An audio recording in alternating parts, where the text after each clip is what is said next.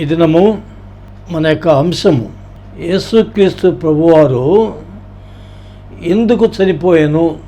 మూలవాక్యంగా పరిశుద్ధ గ్రంథమైన దేవుడి వాక్యమైన బైబిల్ గ్రంథంలో నుంచి రోమాపత్రిక 5వ అధ్యాయము 6, 7, 8, 9 వచనాలు.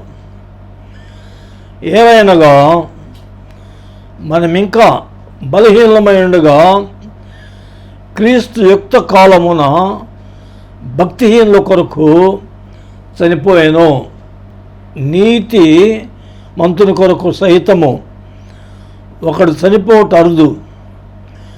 మంచివాని కొరకు ఎవడైనా ఒకవేళ తెగింపవచ్చును. 8వ వచనం గమనించండి. అయితే దేవుడు మన ఎడల తన ప్రేమను వెల్లడిపరుచున్నాడు. ఎట్లనగా మనమింకను పాపులమై ఉండగా క్రీస్తు మన కొరకు చనిపోయాను. 2వ విషయం 9వ వచనం, రోమాపత్రిక 5వ అధ్యాయము 9వ వచనం. కాబట్టి ఆయన రక్తం వలన ఇప్పుడు నీతిమంతులుగా తీర్చబడి మరింత నిశ్చయముగా ఆయన ద్వారా ఉగ్రత నుండి రక్షింపబడుదుము. దేవుడి పరిశుద్ధ వాక్యమును మన వెనుకల్లో మన ఆత్మీయమేళ నిమిత్తము ఆస్వాదించునుగాక. ప్రార్థన చేసుకొని ప్రభువాత్మ సహాయం కొరకు ప్రార్థన చేసుకొని దేవుడి వాక్యాన్ని మనం ధ్యానించుకుందామండి. పరిశుద్ధుడైన మా ప్రియ పరలోకపు తండ్రి, వందనాలు, స్తోత్రాలు తండ్రి. యెహోవా దేవా, యేసు ప్రభువా, పరిశుద్ధాత్ముడా, తండ్రి, కుమార, పరిశుద్ధాత్మ త్రియేక దేవుడా, స్తోత్రం స్తోత్రం స్తోత్రం. దాసునట్టు నేను ఒట్టివాడిని, మట్టి ఘట్టాన్ని మీకు తెలుసు. ఇది నా నోట మీ మాట ఉంచి ఈ టీవీ వర్తమానం ధ్యానిస్తున్నప్పుడు వాడుకోండి అయ్యా. ఈ వర్తమానం నీకు మహిమకరంగా వింటున్న మా శ్రోతలకు ఆశీర్వాదకరముగా, ఆత్మీయ జీవితానికి ప్రోత్సాహకరంగా ఉన్నట్లు మీరు క్రియ చేయండి అయ్యా. మా తండ్రి, మేము శక్తిహీనలో, బలహీనలో, ఆత్మ ద్వారా మీరు క్రియ చేసి మీరే మహిమ, ఘనత, ప్రభావాలు పొందండి. ఇది మా ప్రభా, ఈ వర్తమానం బోధించుటకు స్పాన్సర్ చేసిన దాసరాలు లేట్ జేసీల కొరకు ప్రార్థిస్తున్నాం. మీ దాసరాల్లో మొన్నటిని పిలుచుకొని నిత్య విశ్రాంతిలో ఆమె ఆత్మను మా తండ్రి మీరు ఉంచుకున్నందుకు కృతజ్ఞతలు. మా తండ్రి, మా ప్రభా, ఈ టీవీ చైర్పర్సన్ మన్నబాస్ గారిని, కుటుంబాన్ని దీవించండి. దాసుని పరిచర్య దీవించయ్యా. ఆయన పనిపాట్లో మీరుండండి. తమ్ముడు టెక్నీషియన్ మహేష్ను, ఆయన కుటుంబాన్ని దీవించయ్యా. ఎండలకు ఎలాంటి బలహీనతలోను కాకుండా మీ దాసు నడిపించి వాడుకోండి. ఈ వాక్య పరిచర్య వింటున్న మా శ్రోతల కుటుంబాలందరినీ కూడా పేరు పేరు వరుసను దీవించి ఆస్వాదించమని, ఏ గృహంలో కూడా ప్రభా ఈ ఎండలకు ఎలాంటి అనారోగ్య బలహీనతలకు లోను కాకుండా నడిపించి మీ కృప తోడుగుంచండి. మీ కార్యములు జరుగుతున్నప్పుడు సాతాను అదృశ్యంగా అంతరాయం కలిగించేదానికి ప్రయత్నిస్తుంటాడు. సాతాను క్రియల సర్వశక్తి కలిగినటువంటి నజరేయుడైన యేసు నామములో గద్దిస్తుండగా బంధించి మీ సన్నిధి మాతో ఉంచి నడిపించి మీరు మాత్రమే మహిమ, ఘనత, ప్రభావాలు పొందమని, నన్ను వాడుకోమని యేసు నామమున వేడుకొంచున్నాం తండ్రి. ఆమేన్. ఈ అవకాశం ఇచ్చిన దేవుడికి, స్పాన్సర్ చేసిన దాసరాలకి ప్రభు దగ్గర ఉంది. శ్రోతలందరికీ ప్రభు నామమున శుభాభివందనాలు తెలియచేస్తున్నాం. ఈ జేఎస్టీవీ వాక్యోపదేశం వింటున్న మా శ్రోతలారా, ప్రతిరోజు బైబిల్ చదువుతున్నారు కదండి, ప్రార్థన చేసుకుంటున్నారా? కడవరి కాలంలో మనం ఉన్నాం. సాతాను గర్జించు సింహం వల్లే ఎవరిని మృంగుదుమా తిరుగుతున్నటువంటి దినాలు ఇవి. వాక్యము ప్రార్థన లేని పక్షంలో సాతాను మన కుటుంబాల్లో, మన జీవితాలలో, మన సంఘాలలో క్రియ చేసి అనేకమైనటువంటి అవాంతరాలు తీసుకొచ్చి పెట్టే ప్రమాదం ఉంది. ఇప్పుడు మనం ధ్యానంలోకి వెళ్ళిపోదాం. రోమాపత్రిక 5వ అధ్యాయము 6-9 వచనాలు మనం చదువుకున్నాం. నేను ఒక 3 విషయాలు దేవుడి యొక్క వాక్యం నుంచి బోధిస్తాను. జాగ్రత్తగా శ్రద్ధాభక్తులతో వినండి. వాక్యం చెప్పేటప్పుడు దయచేసి అటు ఇటు ఏమి ఆలోచించద్దు. బైబిల్ దగ్గర పెట్టుకోండి. నేను ఎప్పుడు చెప్తుంటాను, బైబిల్ జాగ్రత్తగా చెప్పినప్పుడు వాక్యాన్ని చూడండి. మొదటి విషయము, ఈ రోమాపత్రిక 5వ అధ్యాయం 6వ వచనం చూసినప్పుడు మూలవాక్యం అంశం, యేసుక్రీస్తు ప్రభువారు ఎందుకు చనిపోయినాడు. మన ఈస్టర్ రోజు అందరూ ధ్యానించుకున్నారు. ఇప్పుడు మరొక కోణంలో ప్రభు నాకు ఇచ్చిన తలంపుని బట్టి ఆయన ఎందుకు చనిపోయినాడు ఏమండి? ఈ రోమాపత్రిక 5వ అధ్యాయం 6వ వచనంలో చూస్తే మొట్టమొదటి విషయము, ఆయన భక్తిహీనుల కొరకు చనిపోయినట్ట. ఎవరండి? భక్తిహీనులు. భక్తిహీనులు అంటే ప్రతిరోజు బైబిల్ చదవని వాళ్ళు భక్తిహీనులు. ప్రతిరోజు వ్యక్తిగత ప్రార్థన చేసుకునే వాళ్ళు భక్తిహీనులు. కుటుంబంలో కుటుంబ ప్రార్థన లేని వాళ్ళు భక్తిహీనులు. ఆదివారం ఆరాధనకు క్రమంగా వెళ్ళని వాళ్ళు భక్తిహీనులు. ఏమండి? వారి మధ్య కార్యక్రమాలు జరుగుతుంటాయి, వాటి కూడా వెళ్ళని వాళ్ళు భక్తిహీనులు. తరచుగా నేను మాట చెప్తుంటా, మా శ్రోతలకు జ్ఞాపకం చేస్తుంటా. సోమవారం నుంచి శనివారం వరకు మనల్ని కాపాడి పోషించి, ఇప్పుడు అనేక ప్రమాదకరమైనటువంటి మరణాలు, బస్సు యాక్సిడెంట్లు చాలా విపరీతంగా ఉంటున్నాయి అక్కడక్కడ.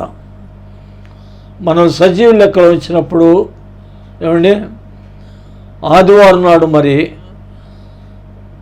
మనం మందిరానికి లేక చర్చికి వెళ్లకుండా ఉండేవాళ్ళు భక్తిహీనులు, కృతజ్ఞత లేని వాళ్ళు. మరి పిల్లరా, ఈ భక్తిహీనుల కొరకు ఆయన చనిపోయినట్ట. దేవుడికి స్తోత్రం కలుగును గాక. ఆయన చనిపోయి మరి మన కొరకు, మన యొక్క పాప శాపముల కొరకు ఆయన శిలువలో రక్తము కార్చాడు. గుడ్ ఫ్రైడే విషయం గురించి అందరూ ధ్యానించుకున్నారు. మరి మరొకసారి నేను ఈ మాటలు జ్ఞాపకం చేస్తున్నాను అంతే. ఇది గుడ్ ఫ్రైడే వర్తమానం. మరి ఆయన చనిపోవటం అనేది చాలా ఆశ్చర్యకరమైనటువంటి ఒక విషయం. ఎవరు చనిపోలే ఈ లోకంలో. లోకమును ఎంతో ప్రేమించినటువంటి ఆ ప్రేమామయుడైనటువంటి యేసుక్రీస్తు మాత్రమే మన కొరకు చనిపోయినాడు. He died for us. He shed his own blood for us, for our sins. మన పాపాల కొరకు రక్తం చెందించాడు. ఏమండి? ఆయన చనిపోయింది మరి భక్తిహీనులుగా ఉండేవాళ్ళు భక్తిపరులు కావాలా? ఆయన యొక్క రక్తపు శక్తి ద్వారా, ఆయన యొక్క రక్తపు శక్తిని విశ్వసించి విధేయులై బలహీనమైనటువంటి మనం, ఆ పైన రాసింది, బలహీనమై ఉండగా క్రీస్తు యుక్త కాలమున భక్తిహీనుల కొరకు చనిపోయినాడు. మనందరం బలహీనమే ఆత్మీయ విషయంలో. బలహీనలు అంటే శారీరకమైన బలహీనతలు కాదు. బాగా దిట్టంగా తిని కొంతమంది బాగా శారీరకంగా బలంగా ఉంటారు, కానీ ఆత్మీయతలో బలహీనలుగా ఉంటారు కొంతమంది. అయితే భక్తిహీనుల కొరకు ఆయన శిలువలో చనిపోయినాడు.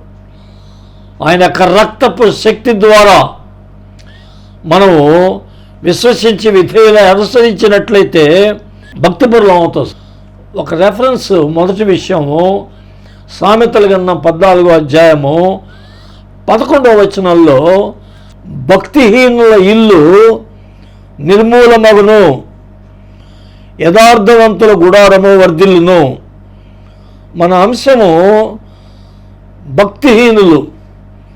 భక్తిహీనుల ఇల్లు నిర్మూలన అవుతుందట. సహజంగా ప్రతి ఒక్కళ్ళు చక్కగా లోన్ పెట్టుకుని ఎట్లా ఒకట్లా ఇల్లు కట్టుకొని ఏమండి వాళ్ళు వాళ్ళ భార్య బిడ్డలు ఆ ఇంట్లో రక్షణగా ఉండాలని చెప్పి అందరూ కూడా ఆశిస్తారు. అదేం తప్పు కాదు ఆ కోరిక.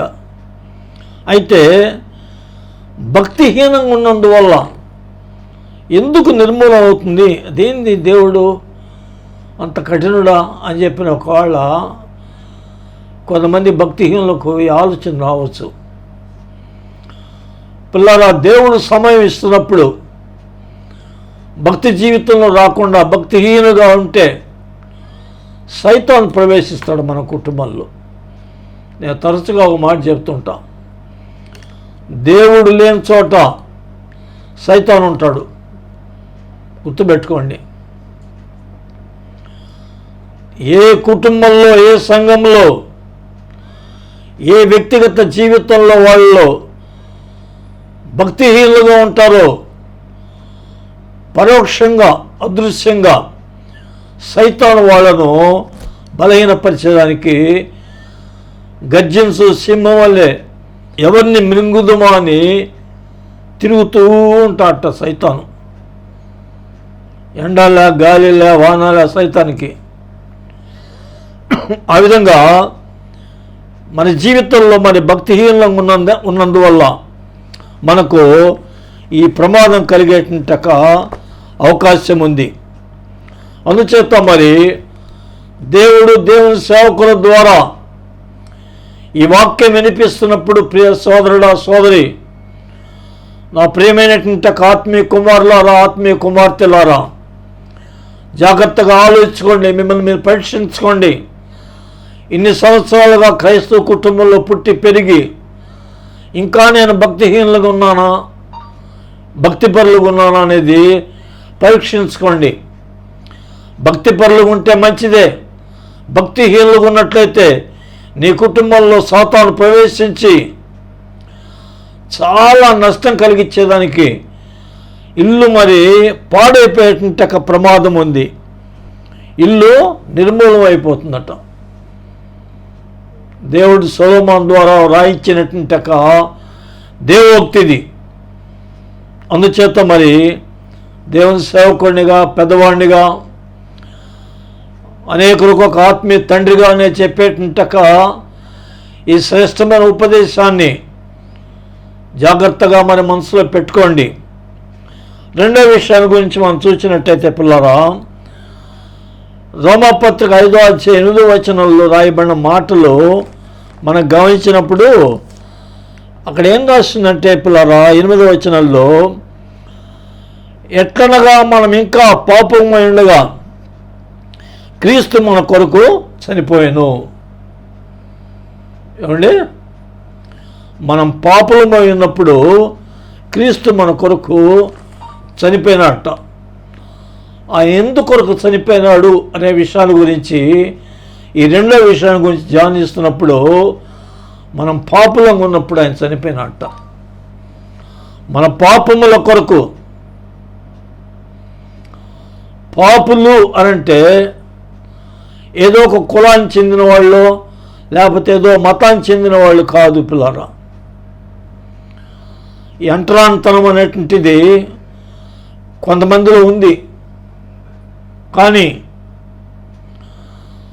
నన్ను కోసిన, హరిజనులు కోసిన, అరుంధతిని కోసిన, గిరిజనులు కోసిన, ఏమండి మోడీ గారిని కోసిన, గౌరవనీయులైనటువంటి మన ప్రధానమంత్రి గారు అయినటువంటి మోడీ గారిని కోసిన, అమిత్ షా గారిని కోసిన, రక్తం తీసిన, ఫారెన్సిక్ క్లబ్ పంపిస్తే వీళ్ళు ఏ కులస్తులు అని అంటే ఏమండి ఎవరు చెప్పలేరు. ఏ భేదం లేదు.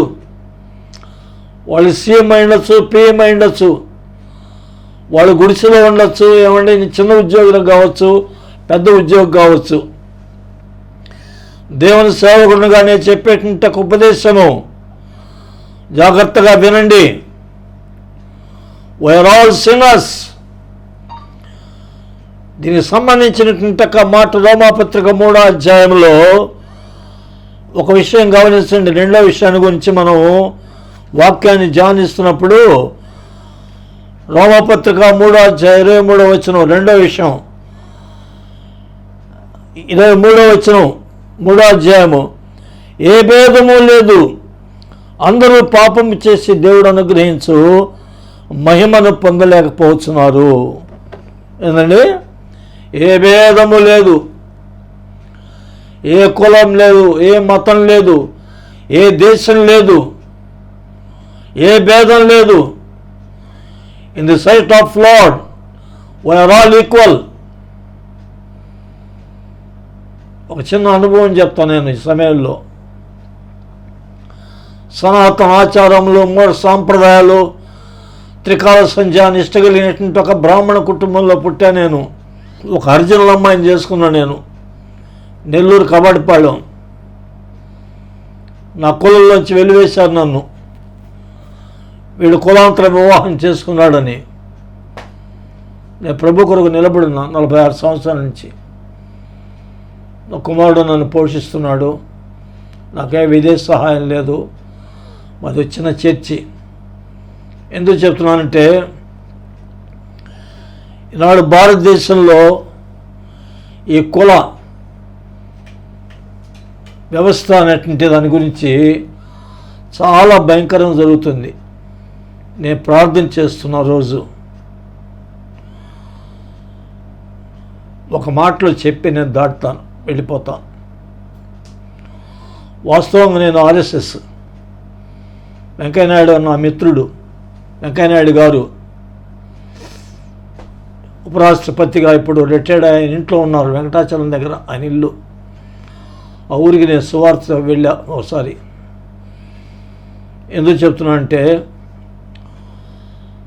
పుచ్చలపల్లి రామచంద్రారెడ్డి గారింటి పక్కన ఉండింది ఆర్ఎస్ఎస్ శాఖ. కాకిరెక్కరు, తెల్ల ప్యాంట్ వేసుకొని, కర్ర ఒకటి ఎత్తుకొని నేను వెంకయ్యనాయుడుతో కూడా ఉండేవాడిని. వెంకయ్యనాయుడు గారితో నెల్లూరులో లా చేశాడు ఆయన. 50 సంవత్సరాల పైనుంచి పరిచయం నాకు. ఆయన కొంతమంది సిపిఎం వాళ్ళు వచ్చి ఎదుర్కొన్నారు. I cannot tolerate unjustice, that is my nature అని చెప్పి ఇంతకుముందు కూడా చాలాసార్లు చెప్పా. వెంకయ్యనాయుడు గారి మీదకి వచ్చినప్పుడు నేను ఎదుర్కొన్నా. మరి వారికి ఈ విషయం గుర్తుంటుంది. ఆయన చాలా గొప్ప జ్ఞానవంతుడు, మంచి వాక్చాతుర్యం ఉండేటువంటి ఆయన. I'm appreciating him whole heartedly. ఎందుకు చెప్తున్నా అంటే ఒక్క విషయం నాకు నచ్చలే. హిందూ బంధువులారా అనేటువంటి ఒక నినాదం అనేది ఒక వ్యాన్లో పోతూ విన్నా నేను, వాడు చెప్తుంటే. మహమ్మదీల విషయం, జైనులు, చార్వీకులు, బౌద్ధులు, ఏమండి క్రైస్తవులు, వీళ్ళంతా ఉన్నారు కదా. అప్పుడు నేను యేసుప్రభు నమ్మలే, కానీ నాకు అది నచ్చలే. అందుకని ఆర్ఎస్ఎస్లోంచి నేను బయటకు వచ్చింది. పుచ్చలపల్లి రామచంద్రారెడ్డి గారు 2 కొడుకులు ఉన్నారు, సత్యామిత్ర అని. ఒకడు చచ్చిపోయినాడు, ఒక పిల్లడు ఉన్నాడు. చిన్ననాటి నుంచి నేను కమ్యూనిస్ట్ పార్టీలో మరి నాకు అక్కడక్కడ గొడవలు జరిగినప్పుడు అన్యాయం జరుగుతుంటే ఒప్పుకునేవాడిని కాదు. సిపిఎం వాళ్ళ చేత ఆకర్షించబడ్డా. నా గత చరిత్ర ఎప్పుడు చెప్పను, యేసు చరిత్రే చెప్తూ ఉంటాను నేను. కానీ ఎందుకు చెప్పానంటే, ఇప్పుడు మన దేశం కొరకు ప్రార్థన చేయటం అనేది చాలా అవసరం. నేనే పార్టీని కించపరిచి మాట్లాడటం లేదు దయచేసి. ఆకలి అనేది అవసరం అనేది ప్రతి ఒక్కడికి ఒకటే. ఎస్సీలకు ఉద్యోగాలు పోయినాయనుకోండి, చర్చిలకు వెళితే వాళ్ళ ఆకలి ఎంతో, మన ప్రధానమంత్రి గారి యొక్క ఆకలి కూడా అంతే.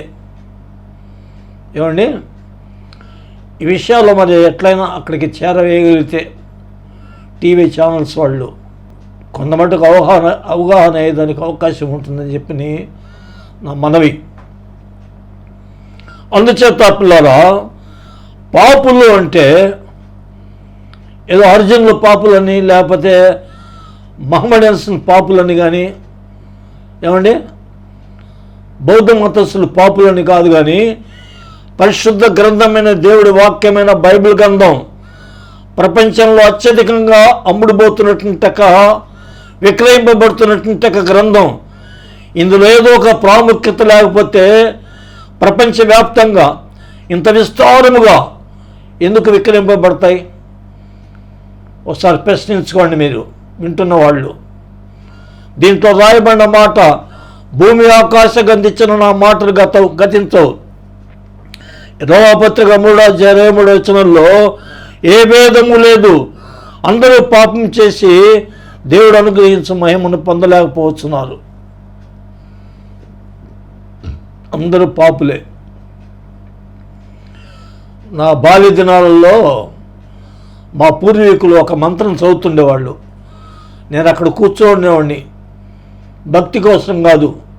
అంతా ఇంత తర్వాత ప్రసాదం పెడతారు వాళ్ళు, దానికోసం.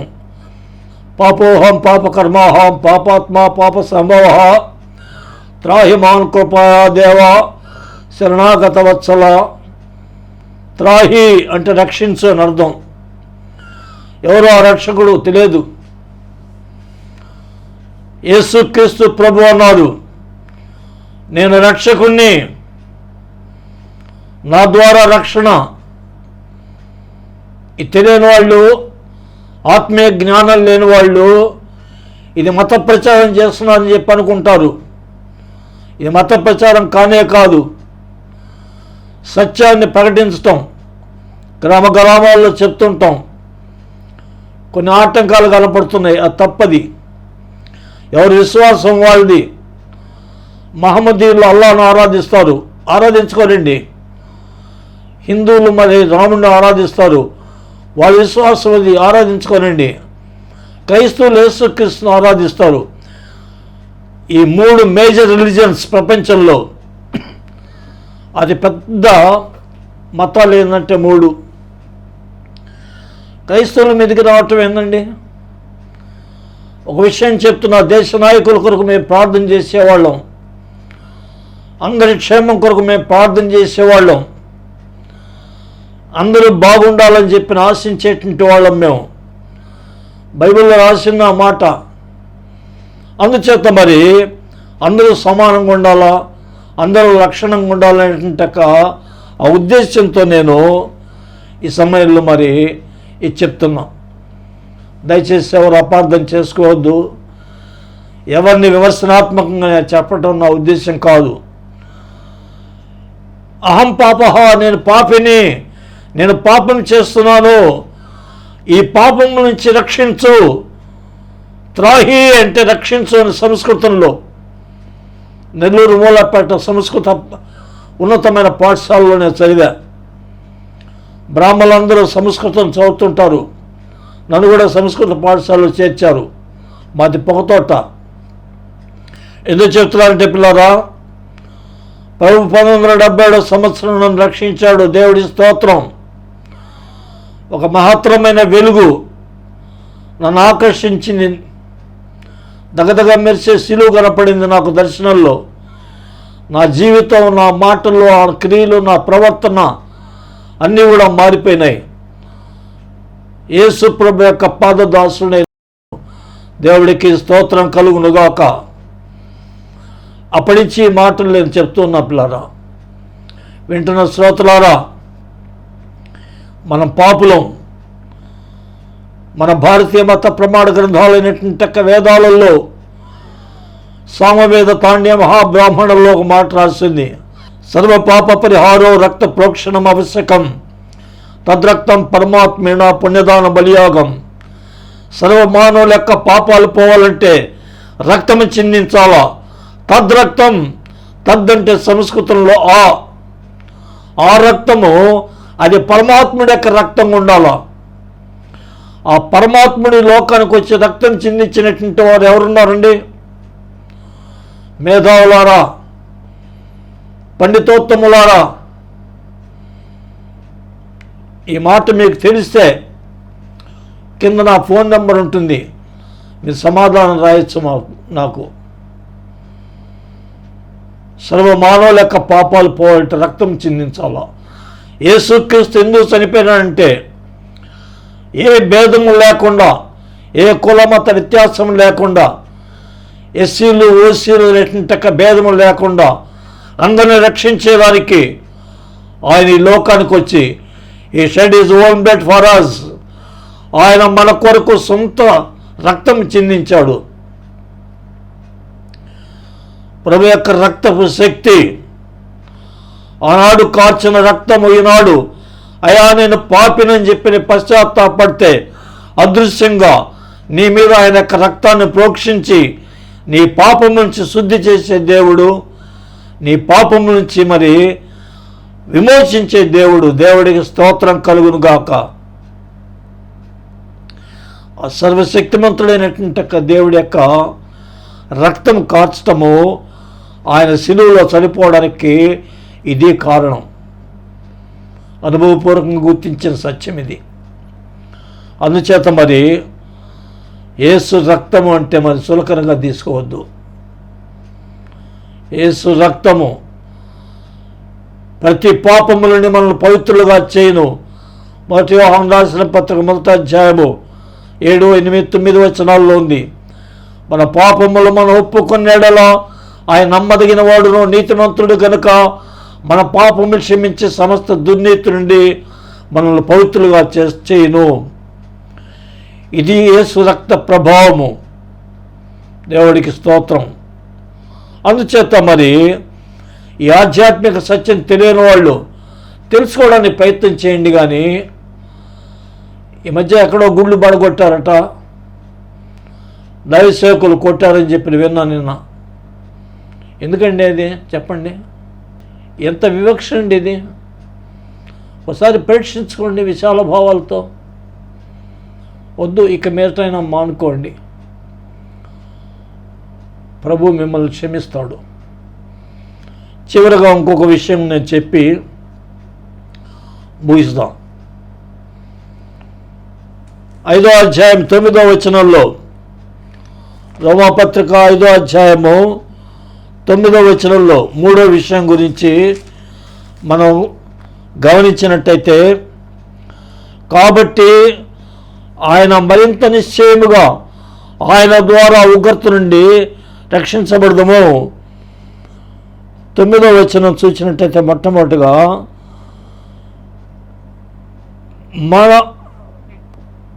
మన కొరకు చనిపోయాను, క్రీస్తు మన కొరకు చనిపోయాను. కాబట్టి ఆయన రక్తం వల్ల మనం ఇప్పుడు నీతిమంతులంగా తీర్చబడి నిశ్చయముగా ఆయన ద్వారా ఉగ్రత నుంచి రక్షించబడతాము. రక్షణ పొందేదానికి ఆయన చనిపోయినాడు. ఏమండి? రక్షణ పొందేదానికి చనిపోయినాడు ఆయన. యెషయా గ్రంథము చివరిగా మనం గమనిస్తే ఒక్క విషయం, 45వ అధ్యాయం 22వ వచనం చూడండి. 45వ అధ్యాయం 22వ వచనంలో, భూతిగంత నివాసుల నా వైపు చూసి రక్షణ పొందండి, దేవుడు నేనే, మరే దేవుడు లేడు. ఇది వినేదానికి ఆత్మీయత లేని వాళ్ళకి ఇది కొంచెం బాధకరంగా ఉంటుంది పాపం. ఆత్మీయ జ్ఞానం లేని వాళ్లకు, ఆత్మీయత లేని వాళ్లకు, భూదిగంత నివాసులారా నా వైపు చూడండి, నేనే రక్షకుణ్ణి. శిలువలో మన కొరకు రక్తం కార్చిన దేవుడి వైపు మనం చూచి, అయా నేను పాపినని చెప్పి పాప పశ్చాత్తాపడి, పాప ప్రాయశ్చిత్తం చెంది ఆయన రక్తంతో మనం విమోచించబడి, కడగబడి, శుద్ధి చేయబడితే రక్షణ అంటే నీ ఆత్మరక్షణ. ఒకరోజు మనం చనిపోతాం. ఎంతటి ఉన్నతమైన అధికారం అయినప్పటికీ కొంతకాలమే జీవించేది. ఆ సంగతి అందరికీ తెలుసు. తెలిసి స్వార్థంగా, పదవులు శాశ్వతం కాదు, మనిషి శాశ్వతం కాదు, అధికారం శాశ్వతం కాదు, ధనం శాశ్వతం కాదు. పిల్లరా, తలనలిసిన వాడిని నేను అనుభవాలు చూచా. ఒక లోకోక్తి ఉంది, ఓడలు బండ్లు అవుతాయి, బండ్లు ఓడలు అవుతుంటాయని. చనిపోయే ముందు ఆయన వైపు చూద్దాం. బికాజ్ ఎందువలనగా he is the only saviour of the world. ప్రపంచానికి రక్షకుడు ఎవరైనా ఉన్నారంటే యేసుక్రీస్తు మాత్రమే. దేవుడి స్తోత్రం. మన భారతీయ మత ప్రమాణ గ్రంథాలు చెప్తున్నాయి, రక్తం కార్చింది పాప క్షమాపణ కలగదు. రక్తం కార్చిన వాళ్ళు ఎవరంటే యేసుక్రీస్తు మాత్రమే. ఈ ఆధ్యాత్మిక సత్యాన్ని తెలుసుకొని ఇప్పటి వరకు దేవుడికి దూరంగా, స్వార్థప్రియుడిగా ఉండి, అధికార దుర్వినియోగం చేసుకుంటూ, అందరి చేత అసహ్యంగా ఉండే, అసహ్యమైనటువంటి పేరు తెచ్చుకున్న వాళ్ళు ఎవరైనా కావచ్చు, అధికారులు కానీ అనధికారులు కానీ, క్రైస్తవులు కానీ క్రైస్తవేతరులు కానీ. ప్రభు రెండో రాకడ రాబోతుంది. దేవుడి యొక్క ఉగ్రత నుంచి తప్పించబడాలా. ఆయన రెండో రాకడ వచ్చినప్పుడు మరణించిన వాళ్ళు మొదట లేస్తారు. ఆ మీద సజీవులమైన నిలిచిన మనవులను మధ్యాకాశానికి మేఘాల మీద కొనిపోబడతాం. అటు తర్వాత 7 సంవత్సరాలు భూమి మీద భయంకరమైనటువంటి శ్రమలు. ఆ ఉగ్రత నుంచి మనం తప్పించబడాలంటే యేసుక్రీస్తు మరణించాలి మన కొరకు. ఇది ప్రవక్తలు రాసినటువంటి ప్రవచనములు. ఆ నెరవేరు యేసుక్రీస్తులో సూటిగా తేటగా కనపడుతుంది. అందుచేత పిల్లరా, ఆయన ద్వారా ఆత్మరక్షణ. మనం రోజు మరణించిన తర్వాత మన ఆత్మ దేవుడు, దేవదూతలు, పరిశుద్ధులు, భక్తులు ఉండేటువంటి ఆ మహిమలోకి మన ఆత్మ దేవదూతల ద్వారా కొనిపోబడాలి. కానీ ఇంకా రక్షణ పొందకుండా, ఇంకా స్వార్థప్రియులుగా అనేక రకాలైనటువంటి మరి ఈ కుల వివక్ష పెట్టుకొని రక్షణ పొందకుండా మరణిస్తే వాళ్ళ ఆత్మ భయంకరమైనటువంటి అగ్ని గుండంలో పడిపోయే ప్రమాదం ఉంది. ఇది పరిశుద్ధ గ్రంథమైన దేవుడి వాక్యమైన బైబిల్ చెప్పే మాటలు. జాగ్రత్తగా వింటున్నటువంటి వాళ్ళు విశ్వసించండి, విధేయులు కాండి, అనుసరించవలసిందిగా దేవుడి పేరిట మనవి చేస్తున్నాం. దేవుడి కొద్ది మాటలు మన వినికిడిలో దీవించునుగాక. ముగింపు ప్రార్థన చేసుకుని ఆశీర్వాదంతో మనం సెలవు తీసుకుందాం. పరిశుద్ధుడా యేసయ్యా, వందనాలయ్యా. ఈ మండు టెండల్లో మిట్ట మధ్యాహ్నం భూమికి ఆకాశానికి మధ్య అడ్డగుడ్డ కట్టుకొని మా తండ్రి, ప్రపంచంలో ఉన్నటువంటి మానవులందరి యొక్క రక్షణ కొరకు రక్తం కార్చావు. ప్రభువా, నీ కృతజ్ఞతలు, స్తోత్రాలయ్యా. ఈ ఆధ్యాత్మిక సత్యం తెలియక క్రైస్తవులను కొడుతున్నారు ప్రభువా, మందిరాలు పాడు చేస్తున్నారు, పడగొట్టేస్తున్నారు. వాళ్ళని క్షమించండి, మార్చండి అయ్యా. వాళ్ళ ఎడల మా తండ్రి మీరు కృప చూపించి వాళ్ళ ఆధ్యాత్మిక సత్యం తెలుసుకొని వాళ్ళు మా ప్రభువా సాక్షులుగా జీవించేట్టు నడిపించి దీవించమని, ధ్యానించుకున్న మాటలు విన్న వాళ్ళ హృదయాల్లో ఫలింపచేయమని యేసు నామమున వేడుకొంచున్నాం తండ్రి. ఆమేన్. తండ్రి, కుమార, పరిశుద్ధాత్మ దేవుని దీవెనలు వాక్యమైన శ్రోతలందరికీ ఆయన కృపతోడై ఉండునుగాక. ఆమేన్. దేవుడు మనందరినీ దీవించునుగాక.